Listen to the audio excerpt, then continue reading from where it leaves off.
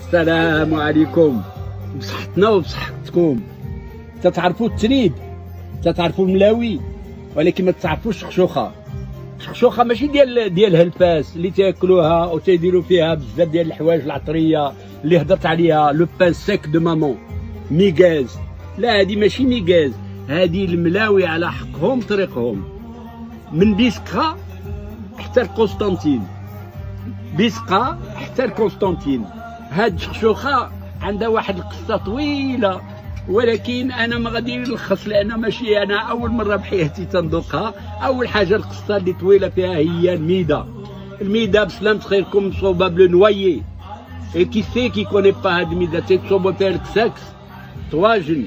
سي ان contenant de très bonne qualité sur le plan biologique.